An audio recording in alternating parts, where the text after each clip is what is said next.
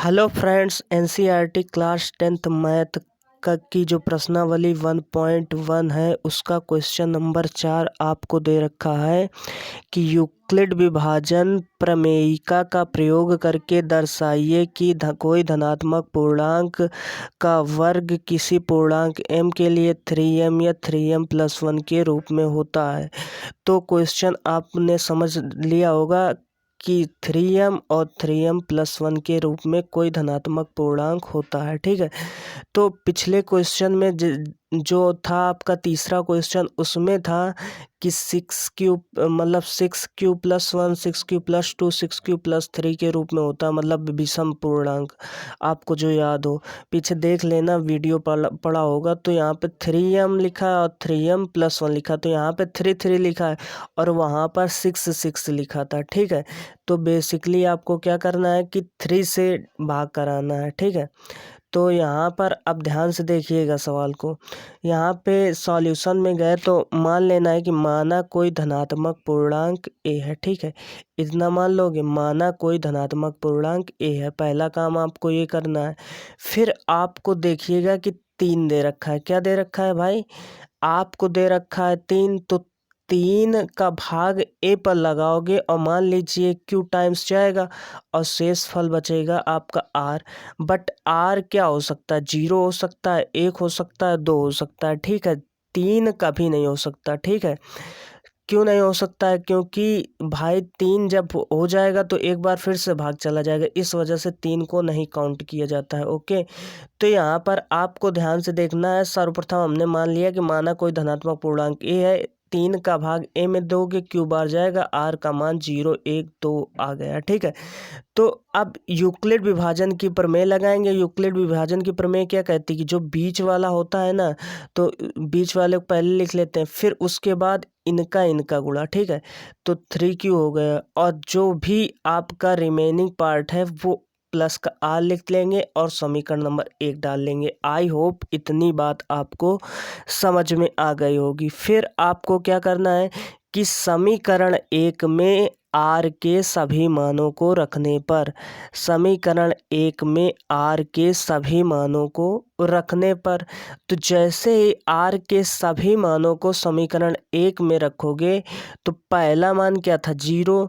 तो r के place पर जैसे 0 को रखोगे, r के प्लेस पर 0 रखोगे तो आपका हो जाएगा यहाँ पर 3q, केवल 3q हो जाएगा। तो अब क्या करना है, क्योंकि वो कह रहा है कि किसी धनात्मक पूर्णांक a का जो वर्ग होगा वो मतलब होगा 3m या 3m+1 के रूप में होगा, तो वर्ग।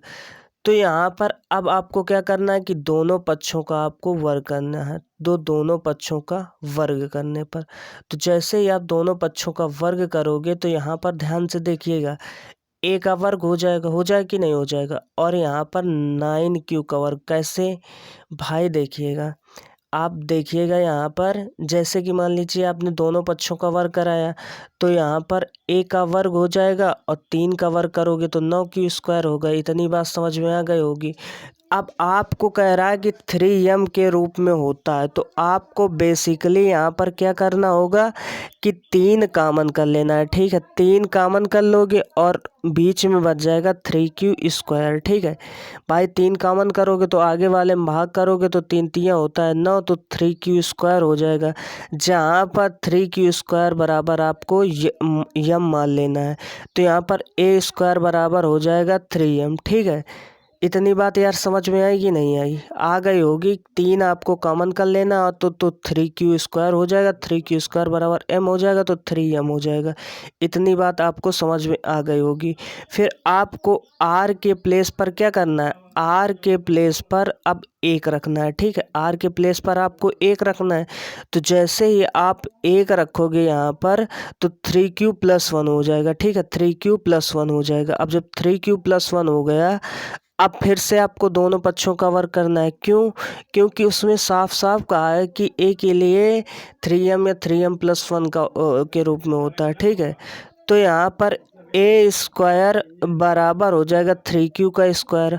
अब आपको पता होना चाहिए कि a + b का होल स्क्वायर क्या होता है। a² प्लस का 2ab और प्लस का b स्क्वायर।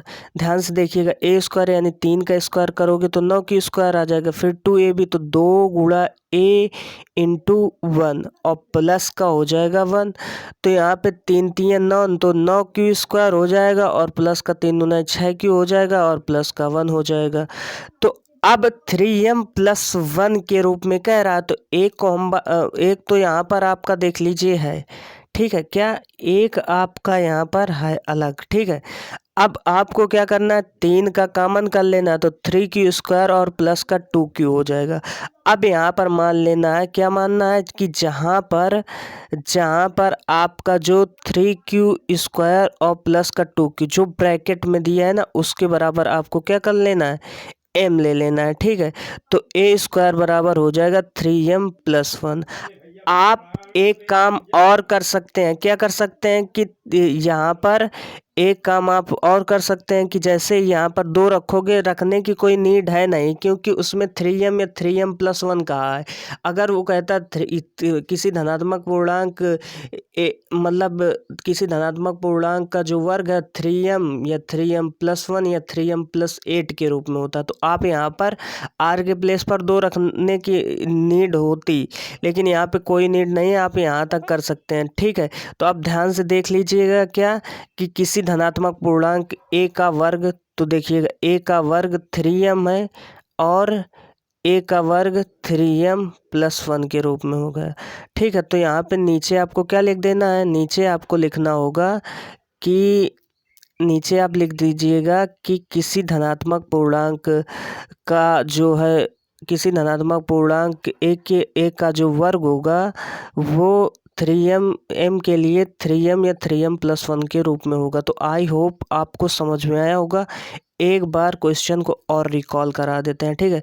क्वेश्चन कह रहा था कि देखिएगा m के लिए 3m या 3m+1 के रूप में होता, तो शुरुआत में 3 3 दे रखा है, तो आपको बेसिकली क्या करना है, 3 का भाग कर देना है मान a में, और मान लीजिए q टाइम्स जाएगा और r का मान यहाँ पर क्या आ जाएगा, r का मान आ जाएगा 0 1 2, ठीक है। फिर यूक्लिड विभाजन प्रमेय लगाएंगे, तो यूक्लिड विभाजन प्रमेय में क्या है कि जो बीच वाला होता है, तो बीच वाले में a लिखा, तो a बराबर हो जाएगा 3q और प्लस का r हो जाएगा। समीकरण 1 में r के सभी मानों को रखने पर तो a बराबर हो जाएगा 3q, क्यों r का मान 0 है तो 3q हो जाएगा। अब क्या करना है, दोनों पक्षों का वर्ग, तो दोनों पक्षों का वर्ग जैसे ही कराओगे तो a वर्ग बराबर 9q वर्ग, तो 3 कॉमन कर लीजिएगा तो 3q स्क्वायर हो जाएगा। जो ब्रैकेट वाला है उसको m मान लेंगे, तो यहाँ पे कितना हो जाएगा, ये पूरा का पूरा 3m हो जाएगा। फिर अब आगे आपको क्या करना है, यहाँ पर आपको 1 रख देना है, ठीक है। जैसे ही आप यहाँ पर 1 रखोगे और उसके बाद दोनों का वर्ग करोगे तो a + b का होल स्क्वायर बराबर लगा दोगे, a square + 2ab + b square होता है। तो वही चीज़ हमने किया है कि देखिएगा 3q+1 का वर्ग हो जाएगा। अब जब 3q+1 का वर्ग हो जाएगा तो a स्क्वायर यानी a स्क्वायर + 2ab और प्लस का b स्क्वायर। तो जैसे इसका करोगे तो 3 आपको कॉमन कर लेना, ये एक तो अलग से आपको बच गया, 3 कॉमन कर लोगे तो 3q स्क्वायर प्लस का 2q हो जाएगा। अब ये जो ब्रैकेट वाला है क्या है, ये जो ब्रैकेट वाला है इसको मान लेंगे आप m, ठीक है, इसको m मान लेंगे, तो ये a स्क्वायर बराबर हो जाएगा 3m+1। तो नीचे लिख देना आता किसी धनात्मक पूर्णांक a का वर्ग किसी पूर्णांक m के लिए 3m या 3m+1 के रूप में होगा। तो आई होप ये वीडियो आपको पसंद आई होगी। अगर यह वीडियो आपको पसंद आई हो तो वीडियो को लाइक कीजिए और चैनल को सब्सक्राइब कीजिए। धन्यवाद।